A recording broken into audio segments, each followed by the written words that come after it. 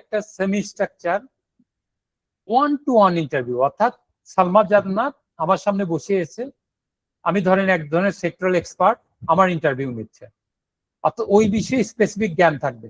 অর্থাৎ আপনি যদি মেট্রোলজি ডিপার্টমেন্টে যান, আপনি যদি ক্লাইমেট চেঞ্জ অ্যাক্টিভিস্টের কাছে যান, আমি যখন চেষ্টা করেছি doctor Atiq Rahman sir, doctor Saleemul Huq, যারা ক্লাইমেট চেঞ্জের পুরোটা ব্যক্তিত্ব, সাবদের ইন্টারভিউ নিয়েছি, তখন দেখেছি স্যারেরা অনেক গভীর থেকে গভীরে কথাগুলো আনে। সেই সিডর আইলার আগের থেকে গল্পগুলো শোনায়, 1970 সালে যে সুপার সাইক্লোন হয়েছিল সেই গল্পগুলো তুলে দেওয়ার চেষ্টা করে। অর্থাৎ অনেক গহ্বরে যাওয়া, অর্থাৎ আপনার সামনে প্রশ্ন থাকবে, কিন্তু প্রশ্ন থেকে প্রশ্নর পিঠে প্রশ্ন করে করে অনেক গহ্বরে যাওয়া। অর্থাৎ ওই বিষয়ে যে তার স্পেশালাইজেশন আছে, ওই বিষয়ে যে তার এক্সপার্টিস আছে, তার যে নলেজ, তার লেভেল অফ আন্ডারস্ট্যান্ডিং, তার ইনফরমেশন, এটা আপনার জন্য খুবই গুরুত্বপূর্ণ। এটা পিক করে আনার দায়িত্ব আপনার। উদ্দেশ্য খুবই ডিপ ইনসাইট টানা, এটা আপনাকে পলিসি ডেভেলপমেন্টে হেল্প করবে। অর্থাৎ যারা আমাদের গভর্নমেন্টে পলিসি মেকার, অর্থাৎ মেম্বার অফ পার্লামেন্ট, যারা সংসদে এমপিরা রয়েছে, মন্ত্রীরা রয়েছে, তাদের কাছেও কিন্তু আমরা এই কি ইন্টারভিউ থেকে ডাটাগুলো এক জায়গায় করে দারুণ দারুণ পলিসি ব্রিফ তৈরি করে তাদেরকে আমরা দেওয়ার চেষ্টা করেছি, যাতে সরকারের বিভিন্ন জায়গায় এগুলো এমবেডেড করা যায়।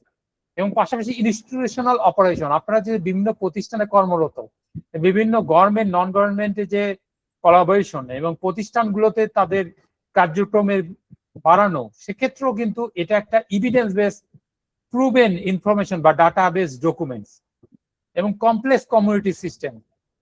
অর্থাৎ আমাদের যে ফিল্ডের যে কমিউনিটি সিস্টেমটা এত কমপ্লেক্স, বাংলাদেশের লোকাল কনটেক্সট, জিওগ্রাফিক্যাল লোকেশন এবং ভার্সেটাইল। বাংলাদেশের যদি আপনি জিওফিজিক্যাল স্টেজ চিন্তা করেন, ছয়টা ডাইমেনশনের চিন্তা করতে হয়। কোথাও কোস্টাল, কোথাও ফ্লাড, কোথাও ফ্লাশ ফ্লাড, এরকম কোথাও ড্রাউট পোন, এরকম অনেক ইকোজোন আছে।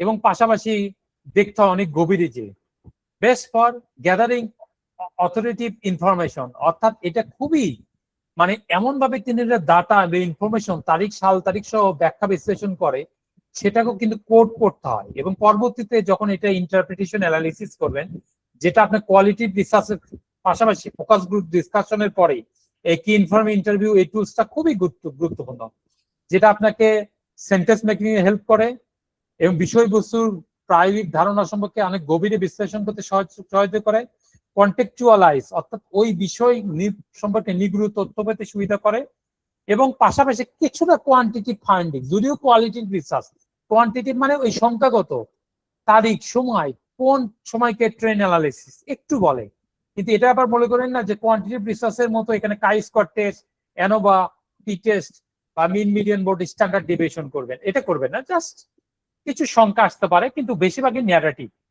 আর পাল্লি বড়ুয়াদি যেটা বলেছে, এই কি ইনফর্ম ইন্টারভিউ, এটা আসলে আমরা এনডিওতেই দেখাবো, ওখানে এফজিডি আনা যায়, কেআই আনা যায়, ইনডেপথ ইন্টারভিউ করে রান দে সূত্র, সেটাও আমার ক্লাস আছে।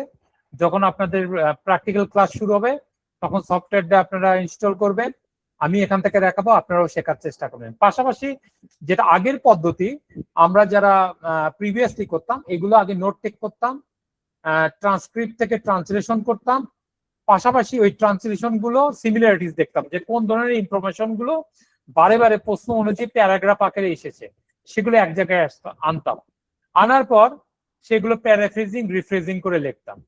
এটা হলো আগের পদ্ধতি। আর বর্তমান পদ্ধতি আমি তো বললাম, এনডিও, অ্যাটলাস টিআই, এইসব সফটওয়্যার দিয়ে কোয়ালিটি সুন্দরভাবে করা যায়। এরপর হলো ইনডেপথ ইন্টারভিউ।